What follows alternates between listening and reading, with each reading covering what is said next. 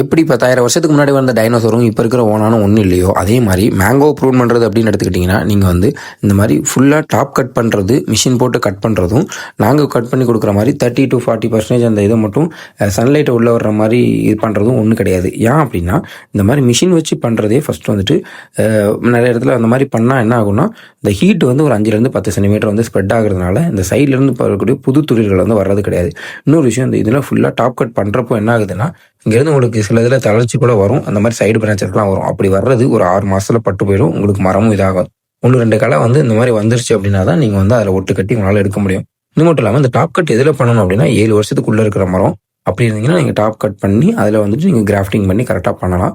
So பெரும்பாலும் வந்துட்டு இந்த மாதிரி மாங்காய் மரம் இல்லை தோப்பு வச்சுருக்கீங்க அப்படின்னா, ஒரு வருஷத்துக்கு ஒரு தடவை நீங்கள் வந்துட்டு இது பண்ணலாம்.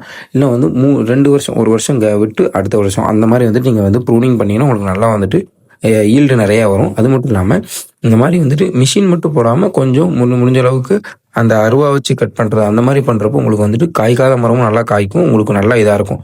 எந்த அளவுக்கு சன்லைட் உள்ளே வருதோ அந்த அளவுக்கு மரம் உங்களுக்கு வந்து நல்லா வந்து காய் கொடுக்கும். அது மட்டும் இல்லாமல் நோய் தாக்குதல் இதெல்லாமே கொஞ்சம் கம்மியாகும். ஸோ கரெக்டாக இந்த ப்ராப்பராக பண்ணோம் அப்படின்னா உங்களுக்கு நல்லா வந்துட்டு ஃப்ரூட்டிங் வரக்கூடிய பிரான்ச்சஸ் வந்து உங்களுக்கு வந்து வரும். ஸோ இதை வந்து எல்லாருமே மறக்காமல் ஃபாலோ பண்ணுங்கள்.